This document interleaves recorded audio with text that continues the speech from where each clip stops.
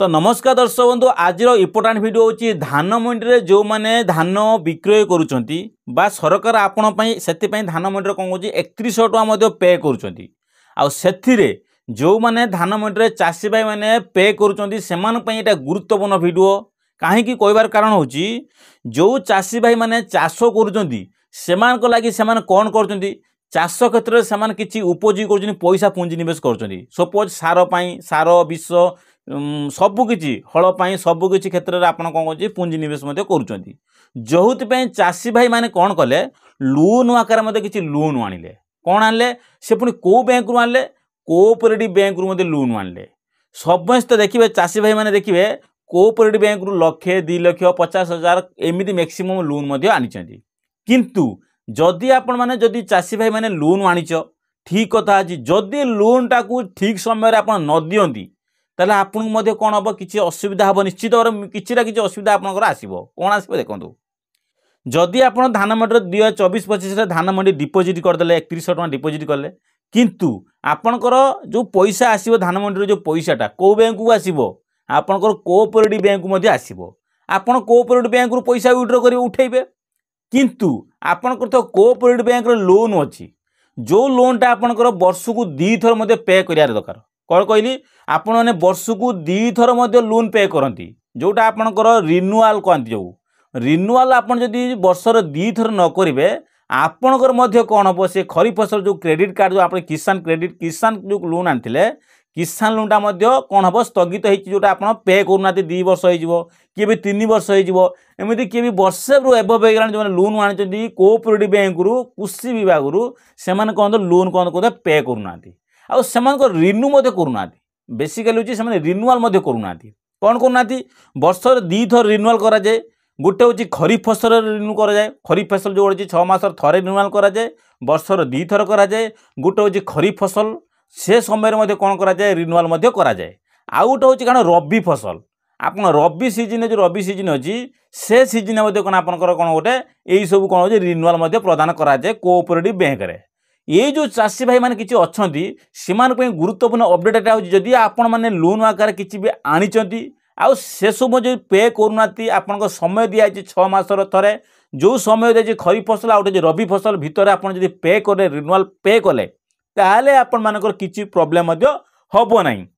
आ जदि आपण माने पे न करिचंती एपटर कोन कले मंडी धान मंडी रे आपण धान मध्ये क्रय कर बिक्री कर देले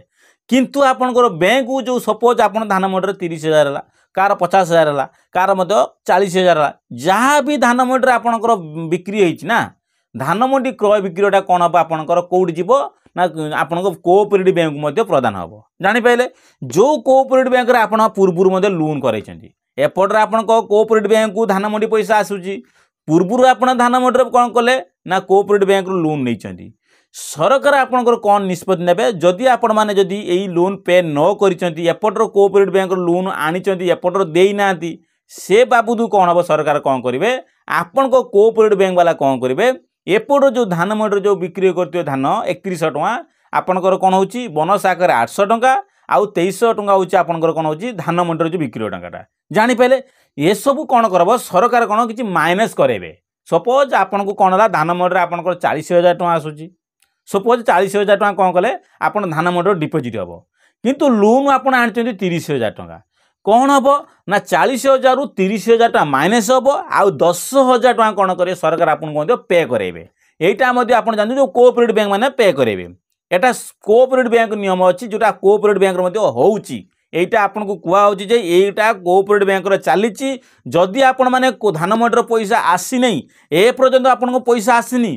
तुरंत इम्पोर्टाट अपडेट एटा आपण जाग्रत हो जातु आपण पैसा मध्य फसी जीवो आपण मध्य पैसा आउ पाई परिबेनी वांस थरे जदि धान मंडी पैसा डिपॉजिट हला आ आपण धान मंडी पैसा जदि न उठे पारिबे आ कोन हबो ना आपण लोन पैसा मध्य सेक्शन हो जाबो कटि जीवो बा माइनस हो जीवो तो ता पूर्व आपण गुरुत्वपूर्ण अपडेट एटा हो जे आपण लोन सेक्शन जदि करिसंती कोऑपरेटिव बैंक रे जाई कि रिन्युआल कराई दियंतु रिन्युआल करले कौन हम आपण जो धान मंडी जो चटनी जो पैसाटा आसीबो धान मंडी रे ए पैसाटा आपनकर माइनस होबार चांस मध्ये थिबोनी सेति पई कोऑपरेटिव बैंक रे जोगाजोग करिकि तार मध्ये इन्फॉर्मेशन काढंतु कोन हेई पारियो ठीक कोटा भूल सेटा मध्ये आपण कोऑपरेटिव बैंक रे मध्ये पाइपर से सर्वप्रथम कोऑपरेटिव बैंक जातु सबकि डाटा कलेक्ट करूँ फिर भी तो जब डाटा कलेक्ट कले जदि आपको रिन्यूआल करने कहते आप रिन्यूआल कर दिंतु जदि न करके पैसा डिपोजिट कले ये समस्त सब पैसा माइनस जदि आप रिन्यूआल करदे जो मैंने एपर्यंत जानी ना जानी नियंतु कोऑपरेटिव बैंक लोन रिन्यूआल कर दिंतु फिर तापर कौन करूँ धान मंडी पैसा डिपोजिट कर दिंतु ताहले जाइए आप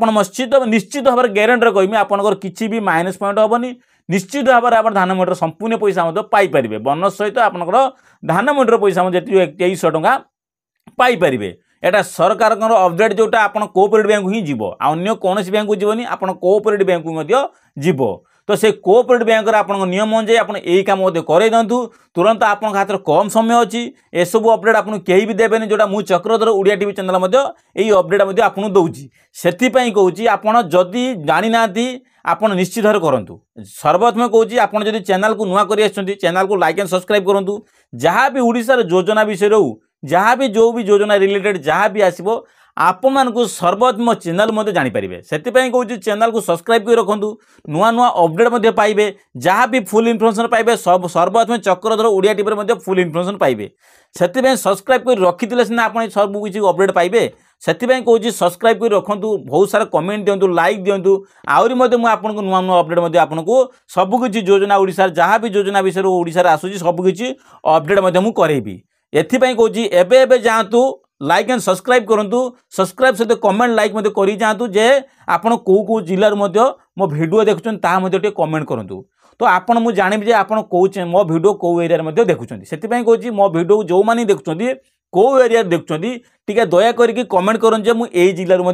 मु बिलंगस करुँची से आपको दया कर कमेंट कर जातु सब्सक्राइब कर दिंतु।